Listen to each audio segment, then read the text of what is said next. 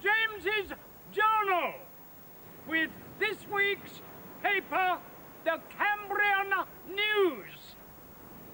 Please be upstanding for Mr. Hewell James.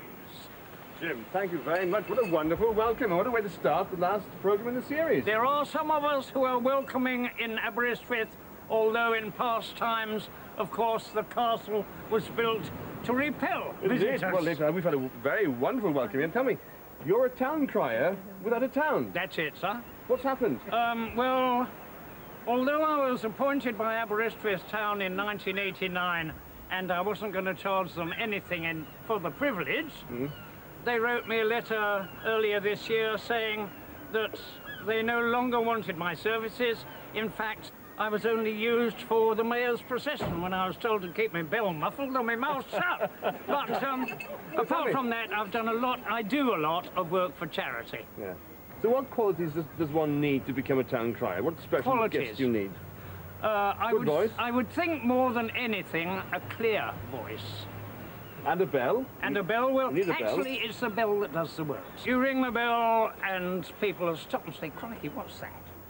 And then you say, oh, yay! Oh, yay! Oh, yay! Which is the traditional start. And then you give your proclamation, whatever it is, and ending by, God save our Queen! Well, it certainly worked here anyway, so anyone who wants a town crier, there's one here up for adoption. Jim, thank you very much indeed. Thanks for the lovely welcome. More headlines as a grand old lady returns home. On the right track and steaming ahead. A pub with beer and lots more. The car that time forgot is back on the road. Hammering out a place in history. And all that jazz is back in Aber.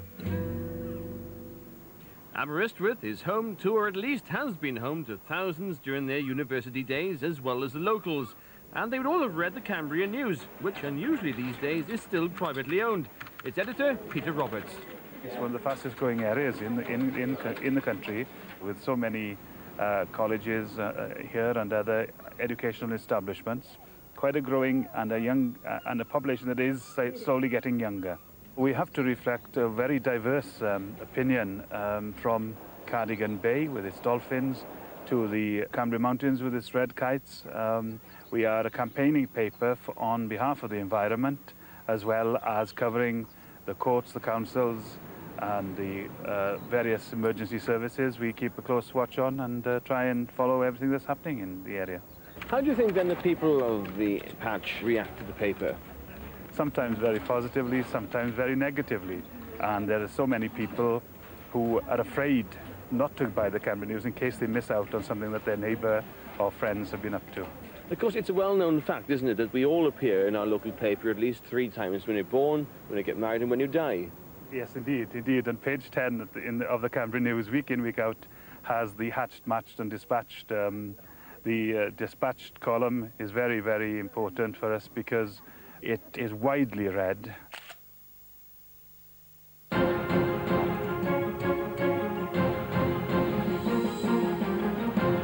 Now, it's almost 70 years since my next guest, who happens to be something of a rather grand old lady, first hit the headlines. She was coming down this hill when she caused something of a stir.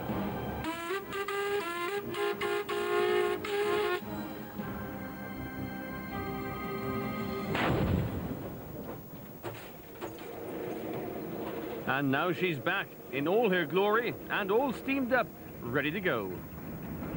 She was built at Rochester in Kent in 1920, was purchased by Aberystwyth Rural District Council in October 1922, and she worked all her life in and around Aberystwyth. She was returning from a job up in Vale. The driver stopped at the top of the hill to change gear to come down the hill in bottom gear, and before he could get it into bottom gear, it started running off down the hill at a breakneck speed, and just before the bottom of the hill, instead of running into 4 or 5 horses which were being driven into the market, the driver steered her through the workhouse stone wall. surprisingly enough, the driver stayed on throughout to steer it clear, and he got away with a few cuts and bruises and burns, but surprisingly he wasn't killed considering what happened. So, as the paper reported then, it was due to the brave efforts of the driver that there was no loss of life. Now, after years of painstaking restoration, the return to the town was for a deserving cause, helping a local church. I'm a student at the university up top studying genetics, and I go to the local church at St Michael's. They wanted their car park extending, and they got one or two quotes in that a few people involved thought were rather over the top, so we sort of decided that instead of doing it for the council, we were going to put our own quotes together and do it our own way, including bringing this back to do it. And the sight of this grand old lady in Aberystwyth brought back memories for those who can remember the day it happened, and are more than happy to welcome her again. I met one of the old drivers from used to drive Aberystwyth rollers, including this one. Somebody else whose uncle was the one who drove it through the stone wall. He's seen us. So many people who just, just said, "Oh, I remember this working." It's brilliant. So, 70 years after first hitting the headlines here in Aberystwyth, this old beauty is safely on her way back home. And all the horses in town have breathed a great big sigh of relief. Safe journey home, Doug. All the very best. Thanks very much.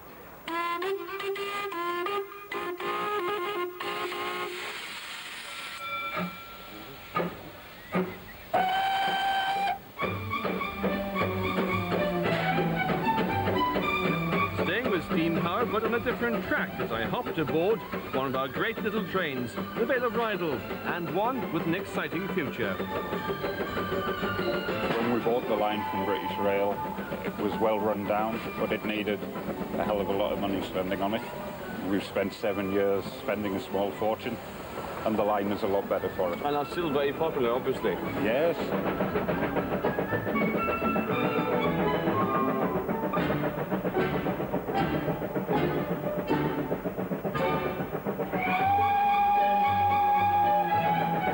Well, let's talk about this new exciting project you got for a museum for narrow gauge railways in Aberystwyth. Well, one of our directors has a collection of steam locomotives from all around the world. So he's wanting to open a narrow gauge international railway museum.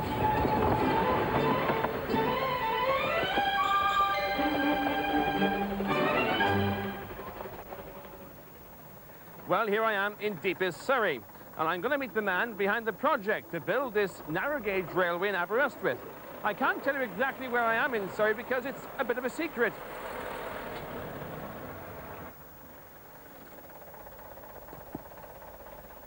Hello, Peter. How do you do? How do you do? Nice to meet you.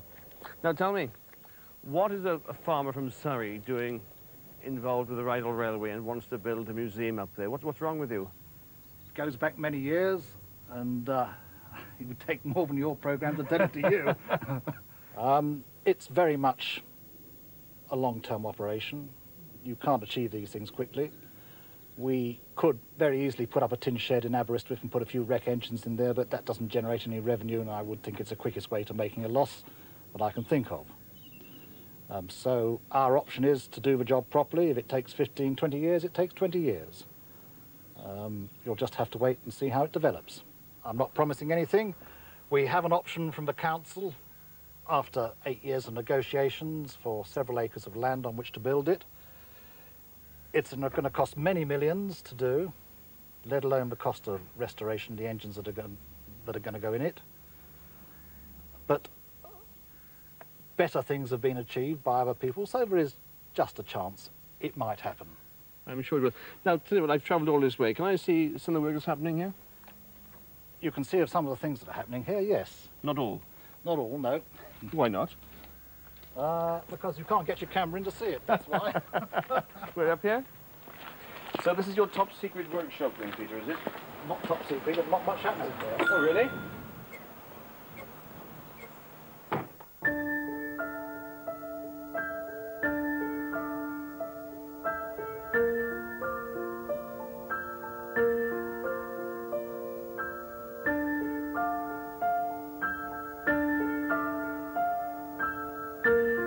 What is it then about the Rheidol in particular that you love so much? From a historical point of view, it has to be looked after. And I think it's up to us to try and make the public realise that the thing is worthy of a great deal of respect and should be kept for future generations to see.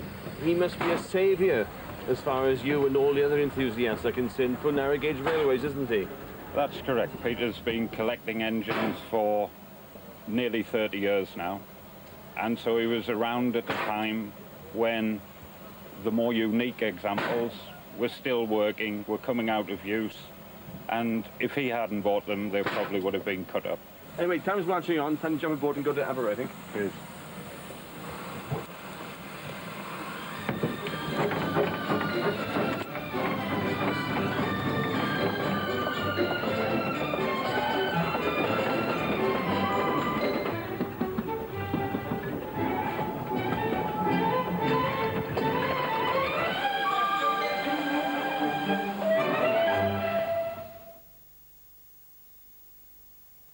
It must be every motoring enthusiast's dream to discover the wreck of a vintage car lying in some dusty old barn somewhere, and then to spend the next 20 years doing it up. Well, my next guest has done exactly that.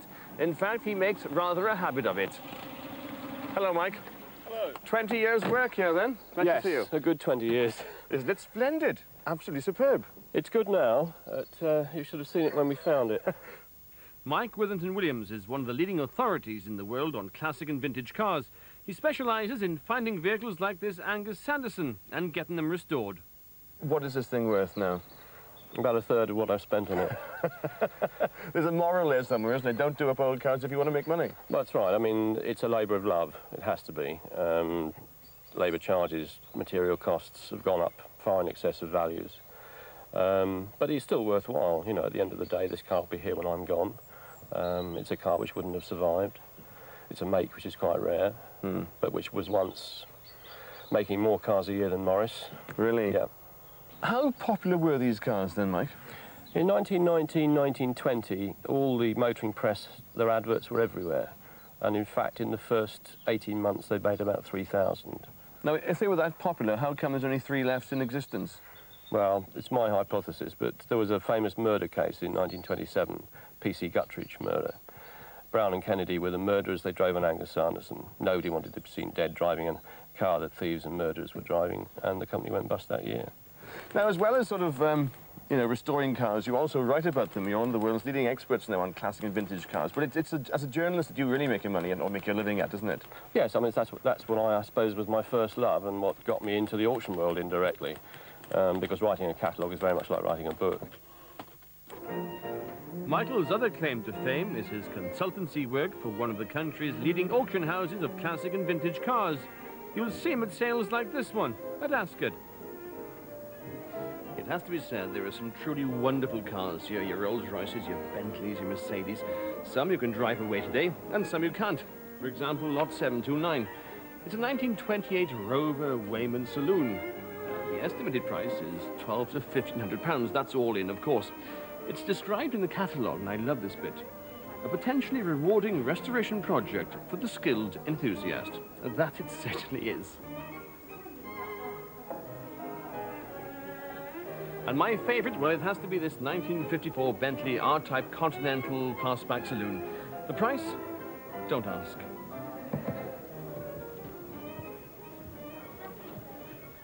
£56,000. 57? I'll take 57 quickly. 57,000. 57,000. 58,000. Back home at 60,000. At £60,000. £60,000.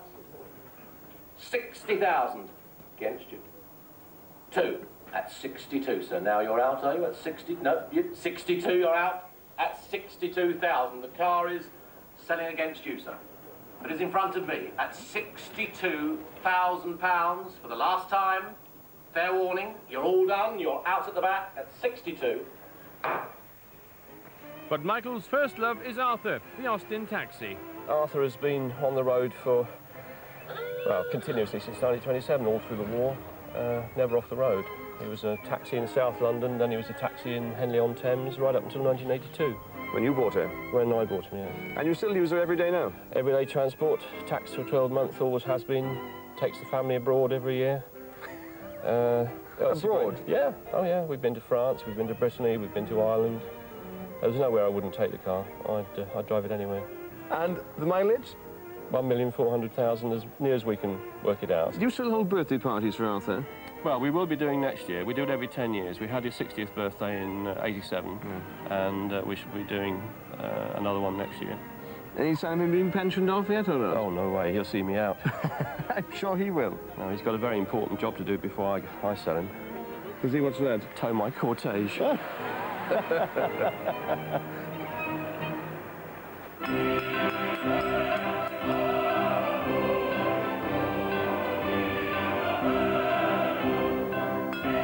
This smithy in Talsan hides a talent that's been recognised by one of the leading livery houses in the City of London, and it's also following a family tradition. Here, Di Price is happily hammering out his place in history. Well, Di, How are you? very good, thank you. Nice, you busy, hard at it? Yes, This is not the most usual place to find a freeman of the City of London, really, is it? not really. No, no. How do you manage that? Well, I was nominated to go forward for it. Yeah. It's through the work I've done and all that. Now, of course, it's a bit of a family tradition for you, really, 'cause your dad was a freeman as well, wasn't he? That's right, yes. Father was made 3 years to the day. I was made the freeman as well. Now, I know one of the benefits of being a freeman of the City of London is that you're allowed to drive sheep over London Bridge. What other benefits are there? You can get drunk if you want. The police take you home. They'll do that here in Talsan, won't they? Oh, yes. But how much demand is there for fine ornamental work like this?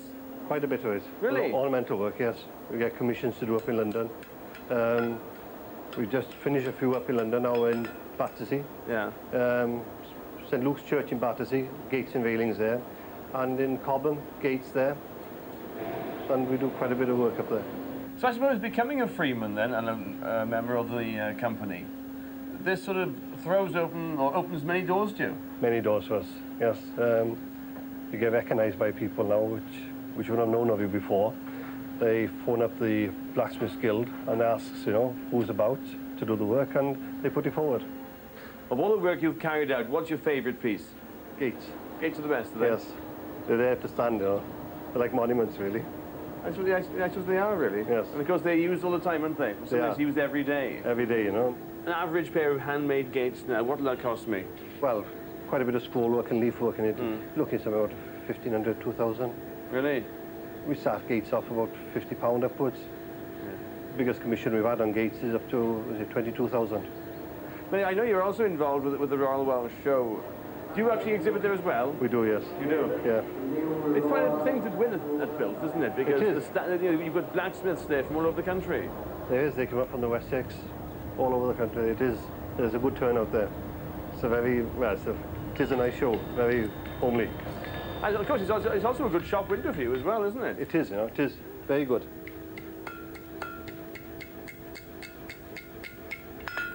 There's something nice with working with hot metal, isn't there?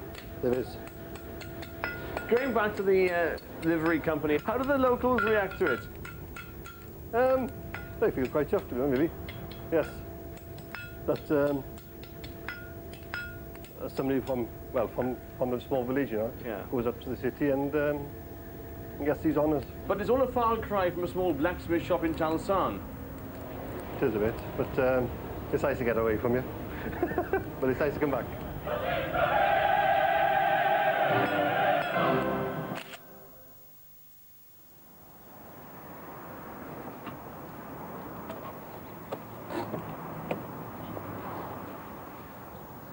This is the village of Llangadvan in Powys, where the locals of the Cann office hotel can actually pop in for last orders and postal orders, honestly. Well, yes. Richard didn't offer today, so... So you can. Thank you very much. OK, love, bye-bye. Good morning. Morning. Good morning, Eve. How are you? I'm fine, thank you. I must say, you must be the envy of nearly every postman just in the land to have a post office in a pub. Yes. How do you manage this? Easy, really. But what's the history behind it? Well, it was here many moons ago. I think, if I'm correct, it's been... was a post office around the 1500s and again in the 1800s. And I was turned full circle, and here you are again. Yeah. Well, not you personally, but the post office. Yeah. So what do your customers make of you having a post office in a pub? They think it's wonderful. I bet they do. Yes. Do you find that some of them tend to come in for a book of stamps and then spend all day here or not, or are they very Some good? of them might, but I mean, I go at 12 o'clock, so I don't know what happens afterwards when they spend their money. Yes. Wonderful. Yes. Look, can I have a scratch, because I feel rather lucky, and I'll have a book of stamps as well before I trundle off for my next bit of shopping in the next department. Okay. That'll be all right, £2 then. Lovely. Thank you very much indeed. indeed. Closing up shortly. Yes. Bye for now. Bye-bye.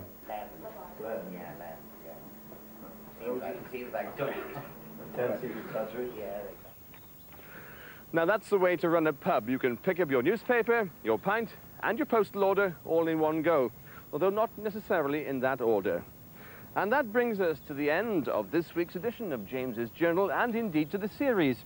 My thanks to the editor of the Cambrian News, Peter Roberts, and indeed to everyone who's taken part in the series over the last 6 weeks. We've met some truly wonderful characters, and I hope you've enjoyed meeting them as much as we have.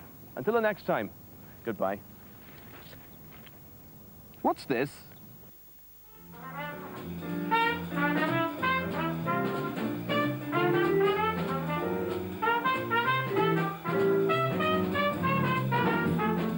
Oh, we nearly missed this one. Jazz is back, and it's back in a big way. Local enthusiasts have set up the Aberystwyth Jazz Foundation to promote and encourage the sound throughout the area. And they've just held their second festival too. It was formed in 1974 by a group of like-minded people representing most of the community, the arts, business, so on. We felt that although there had been sort of pockets of jazz over the years, for the last 30 years or more, in Aberystwyth, nothing was as organised as it could be, and we weren't getting as much out of jazz as we could.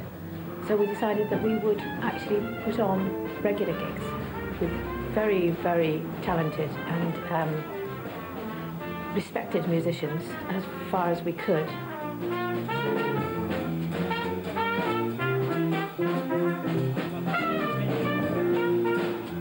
Now, what sort of jazz do you play? We welcome all jazz musicians to come and play at our gigs, whatever their preference and whatever their style. So what's the most popular type of jazz? Well, here in Aberystwyth it seems to be mainstream to traditional, but that's because that's my preference. Perhaps I'm telling you that, and maybe that's not true, because only 17 miles up the coast in Machynlleth there's a very thriving modern jazz set up, who also operate once a month. So I'm not really sure.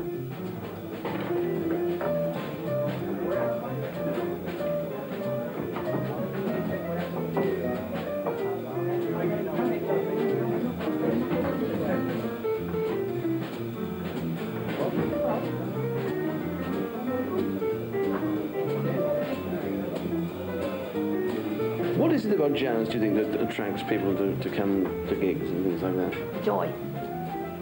One word. It's a sharing of things that aren't particularly practiced, of things that are new and fresh each time you hear them, on the one hand, and the familiar, the old things that we're used to from perhaps our childhood.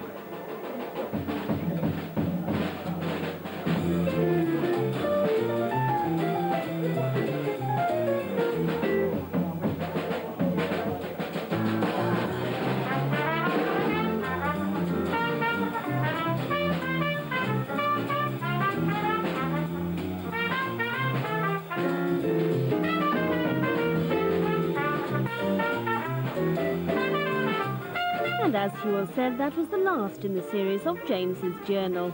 Next week at 7:30, David Williams asks the questions you want to hear. Join us for Inquisition.